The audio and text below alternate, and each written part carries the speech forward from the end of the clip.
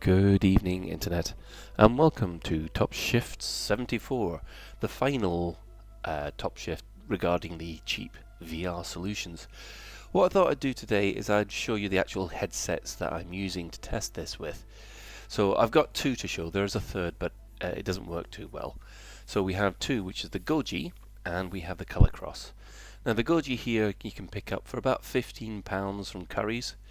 As you can see, it does have good lenses, front loader. The lenses adjust, which is also very useful. The problem that I have had is I had to modify the case like that, cut that little bit away so that I could fit the wires in properly. Now this is my favorite headset, the Color Cross.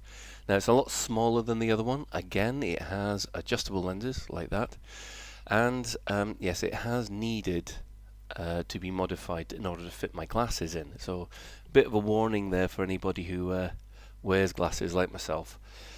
Sometimes you will have to change the headset. Now, today, again, you can tell by the split screen that I am looking at Trinus. However, in order to deal with the head tracking issues, I'm also plugged in the EdTracker. Now, I will point out right from the very beginning, the setup for this has been an absolute pain. It took 2 hours to set it up properly. So if you're going to try this solution, be prepared for a bit of pain. It turns out that things have to be fired in a particular order. You have to first of all fire up and configure EdTracker, then minimize it almost immediately, go into Trinus, switch off all sensors so that Trinus is not handling the tracking, and then finally launch Elite Dangerous once you've got Trinus all set up. It took an absolute age to get things working in the right order. Once you get used to the routine in order to set it up, you can normally get it up and running within 5 to 10 minutes. Deactivating silent running. Oh good, I forgot I have Astra involved in this one. And here we go with the test scenario again. Hey, pilot, do you Now read as you me? can see here, You look like you the got head yourself in tracking a is fix. so much Your ship's so smoother dead in the water, I almost mistook than the it for one of previous these Trinus asteroids. solution. Let me launch a repair drone, see if I can't get that crate back online. Lucky I showed up when I did. You wouldn't last long out here in your current predicament. So what we'll do is have a quick look around. Yep, the head tracking is following okay. Okay, your power's back up and running. Some control systems are still offline, but you should have basic drive functionality now. You might want to check that your throttle's still working. Go ahead and set your throttle, Commander. And with the previous Trinus video, Well, that's a result. We it's might just get this absolutely rust bucket clear. space worthy. I can make out Drone every repair single piece of sequence is text. still running on your ship. You're lucky I had these things.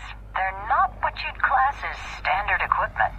Your attitude controls should now be active. See if you can pitch your ship up and down. Give it a go. That looks to be in working order. Let's see if we can get you rolling again. Okay, you should be able to give it a try now.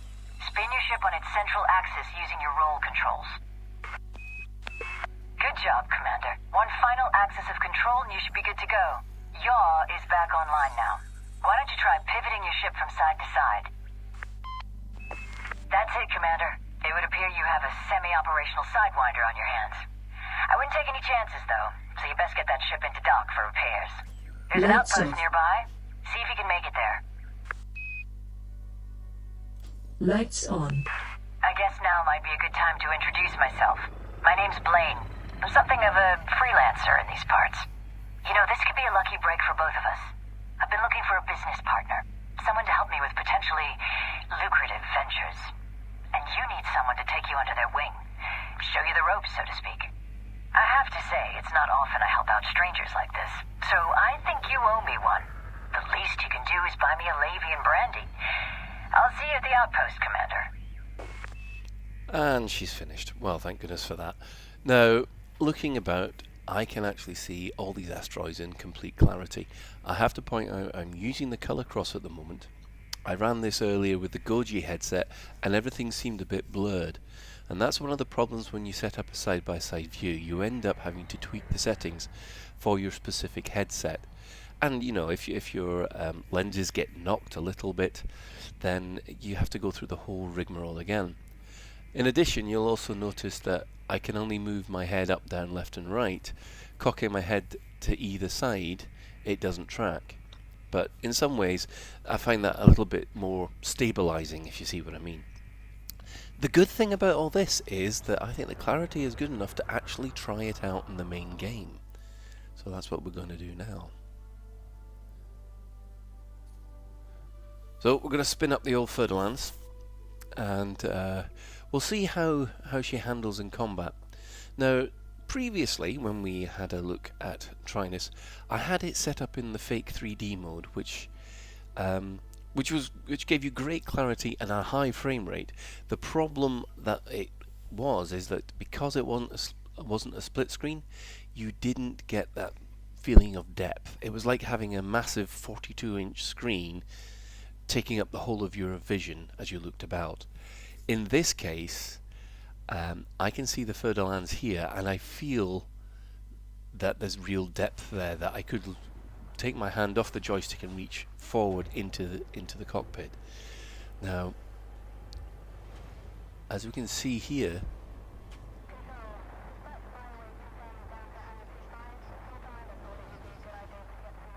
we're in the inside of a high-tech Ship released. Please exit the station safely and Coriolis. promptly.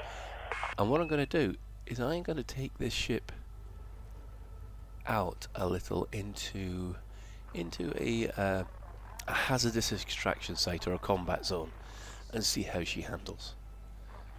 Because I'm not actually used to playing this game in full 3D.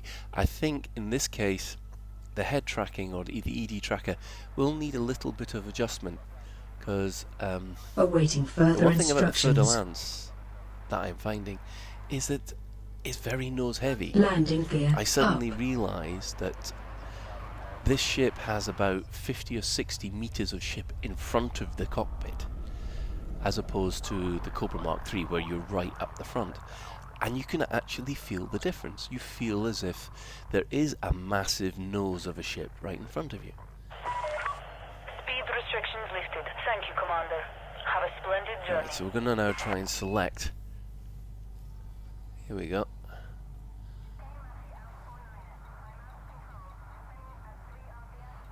Right.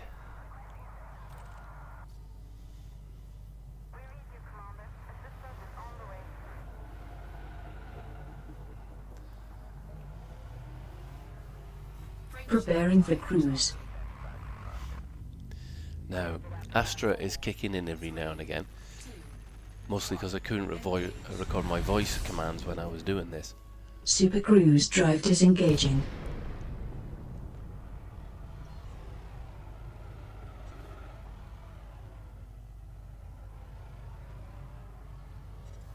Now I'm feeling, I can feel as if I can reach out and touch these asteroids. This is definitely up there with the DK2, Arming weapons. if not better, I would say. I don't think it's up there with Oculus Rift or Vive yet. Silver is a chemical element with the symbol Ag and atomic number 47. A soft, white, lustrous transition metal, it possesses the highest electrical conductivity of any element, the highest thermal conductivity of any metal, and is the most reflective metal on Earth. Well, there you go.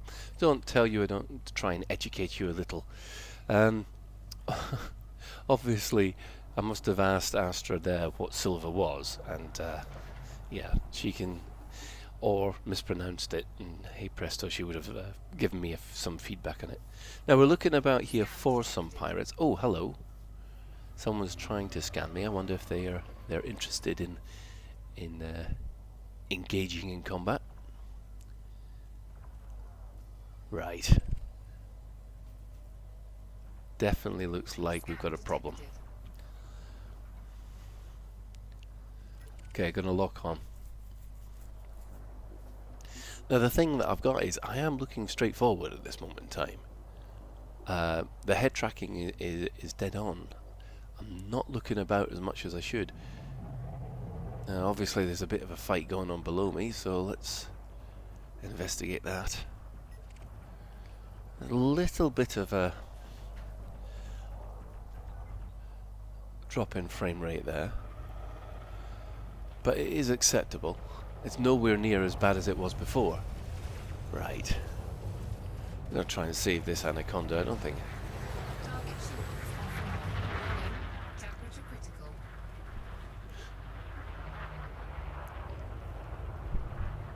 I must admit, this is the first time I've been involved in a hairball this intensive outside CQC with the headset on. Temperature critical. Whoa. Deploying chef.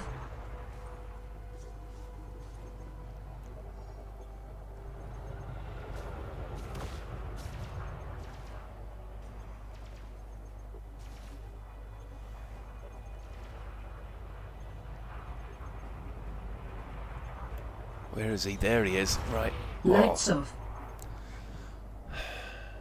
Like I said, she doesn't pick it up properly.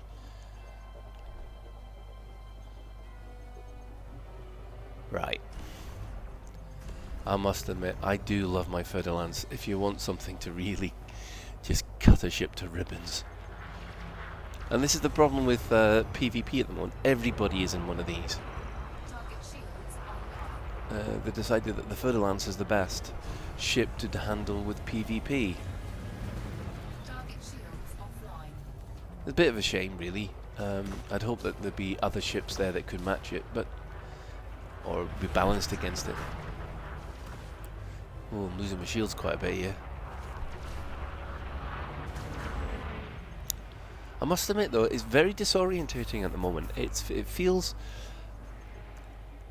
like I'm playing this game for the first time. I'm not familiar enough with the 3D and the virtual environment, which I suppose is a good thing.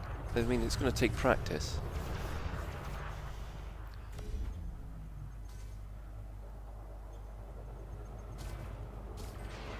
Oh, there goes the shields. Ah, blast it. Come here. And this is only against one Diamondback, so goodness knows what it's going to be like. Oh, no, that's not die.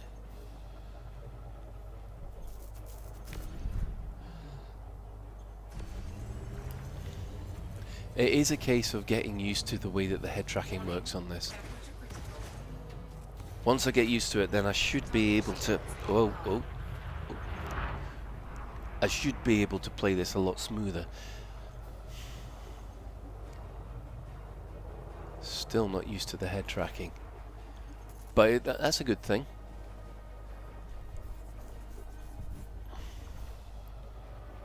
Okay, there we are. 1, 2...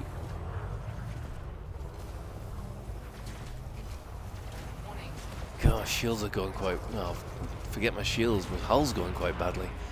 Yeah, I think in the future I'm going to invest in some military-grade composite armor. Ah, again? Target shields offline. Warning. About time.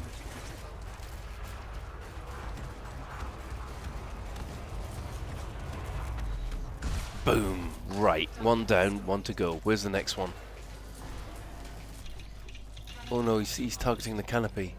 This is one thing that I absolutely hate. If you go up against pilots who are dangerous or above, they know how to target your subsystems, and they target it quite well, and guarantee most of the time they'll go for your canopy. There's a psychological thing involved with that, because basically as soon as the canopy goes, you lose a lot of your instrumentation. It's practically blinding you. I mean, I normally go for the power plant on the big ships, but... Ooh, he's bouncing off my shields here. Right, have some class 4 multi-cannon. Bloody Imperial Eagle. Thankfully, the Imperial Eagle isn't as maneuverable as a normal Eagle, which means that I can actually match its turn. And that is it. Boom. So, overall, that was just a quick taster of what I was involved in doing. I went on to play for another 2 to 3 hours after that, with the headset and the EdTracker. I've never been able to play with the Trinus setup for so long. Admittedly, at the end of the night, I was very cross-eyed and my eyes were very tired. So there's a word of warning there to people who set up this VR stuff. It can be a lot more exhausting on the eyes than you think. But overall, I've given this 5 out of 5 for most of the categories apart from the setup. Now the reason for that is this is the only solution that I've found that will actually allow you to play the game in the VR environment. All the others are good for setting up as demos, but if you actually want to play the game without splashing out for an Oculus Rift or Vive, then this is the solution I would advise. RiftCat is absolutely fantastic if you want to have a quick setup and you want to show your mates what it can do. And that is absolutely fine. Until Frontier enable the resolution to be upgraded for RiftCat or through the Steam VR, then unfortunately that's all it's going to be able to do. However, with Trinus and the side-by-side view, it does take an awful lot of extra tweaking in order to configure it right with your headset, but the end result that you get is much more of a playable experience. And of course, when you put in EdTracker or a head tracker, another piece of head tracking software, then that eliminates the whole Android accelerator issue, which is not Trinus's fault. That, I think, is something that Google and the Nexus handsets have to deal with. So, in short, I mean, the final solution that I'm showing here is about £45. We've got £8 for Trinus. We've got £15 for the headset, and then £20 to £25 for the EdTracker. And as far as I'm concerned, that is 50 quid or so. That's a heck of a lot better than having to pay out 600 for an Oculus Rift. Obviously, you don't buy an Oculus Rift just for Elite Dangerous. There are other games you can play, but or actually, I would actually say it's the other way around. Virtual reality games so far, I've been mostly disappointed with, mostly because they're just half-hour or an hour experiences.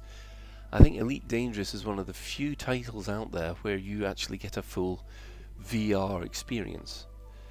As David Braben himself said, it is mostly to do with sitting down. If you're walking or running, then VR does cause issues. So, on top of that, I would say that this concludes the Oculus Thrift section of Top Shift. I'll be going back to doing mission tutorials and the latest news in Elite Dangerous in the near future. At the moment, beta 2.203 is out, and I'll be doing some videos based on that. But in the meantime, I hope you found this helpful.